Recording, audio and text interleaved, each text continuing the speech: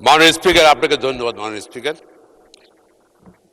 আমার প্রশ্নটা আমার যে অধিকার, বিশেষ অধিকার সেটা আমি পরে বলছি।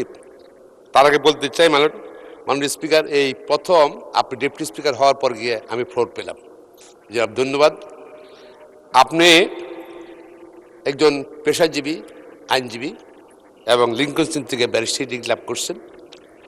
আমিও ওখান থেকে লাভ করেছি ব্যারিস্টারি ডিগ্রি। আমার ছেলেও ওখান থেকে ব্যারিস্টারি লাভ, আপনি জানেন। আমরা আমরা আপনি আমি সহ আরও অনেকেই কিন্তু 17 বছর আন্দোলন সংগ্রাম করছি একসঙ্গেই। তো আপনি ডেপুটি স্পিকার হওয়াতে আমি আমি আমার নিজের পক্ষ থেকে আপনার অভিনন্দন জানাচ্ছি। 200-র বেশি সার্ভিস ও ফিচারে লেনদেনের সব বিকাশ অ্যাপে সম্ভব। পাশাপাশি সুপ্রিম কোর্ট বার স্টেশনের সভাপতি হিসাবে আপনাকে অভিনন্দন জানাচ্ছি। সারা বাংলাদেশ সংগঠন বাংলার বার কাউন্সিলের নির্বাচিত সদস্য হিসাবেও আপনার অভিনন্দন জানাচ্ছি। আমি আশা করি আপনার আইন পেশায় যে অভিজ্ঞতা, আর এটা আইনসভা আইন পেশায় যে অভিজ্ঞতা, সব কিছু মিলেই সংবিধানের উপর আপনার দখল, আপনি ইনশাল্লাহ আমরা আশা করি আপনি নিরপেক্ষভাবে এবং সংসদ পরিচালনা করবেন, সংসদকে আরও উচ্চ স্থানে নিয়ে যাবেন। আমরা আপনার মঙ্গল কামনা করছি। পাশাপাশি মাননীয় স্পিকার, এটা আইনসভা, এখানে যা সবাই তো এখানে আছেন, কিন্তু যারা আমরা ফুল টাইম প্র্যাকটিশনার, আমি হাইলি প্রফেশনাল মানুষ, আমাদেরকে যদি একটু বেশি সময় দেন, যারা হাইলি প্রফেশনাল, অনেক কাছে অ্যাডভোকেট আছে, ব্যারিস্টার আছে, কোর্টে যায় না। আমরা কিন্তু সারাক্ষণ 33 বছর কোর্টে থাকি। তো সেখান থেকে ওই জন্য আমরা হয়তো আমাদেরকে সময় বেশি দিলে আমরা আইন প্রণয়নে আপনি সহায়তা করতে পারবো, এটা আশা করছি। আমাকে বা যারা প্র্যাকটিসিং লয়ার তাদেরকে দিলে আপনি হেল্প করতে পারবেন।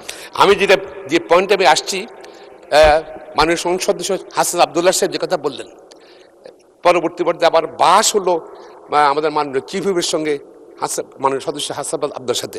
না, কোনো বাহাস হয়নি, উনি বলেছেন আর উনিও বলেছেন, বাহাস হয়নি। ধন্যবাদ। কথা হচ্ছে প্রায় 20 মিনিট উনারা কথা বললেন। আমার আজকে যে তার আগে প্রশ্ন 3 নম্বরটা ছিল, সেটা কিন্তু এই ব্যাপারে ছিল।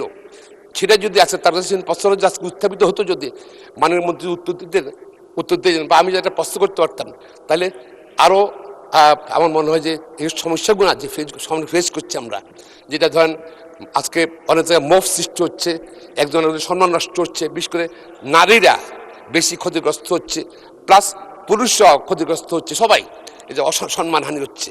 আমার মনে হয় এবার সরকার এই যে আপনার আইন করেছে, সামাজিক যোগাযোগ মাধ্যম দরকার, প্রয়োজন, এটা নিয়ন্ত্রণ করার জন্য সরকারের দায়িত্ব।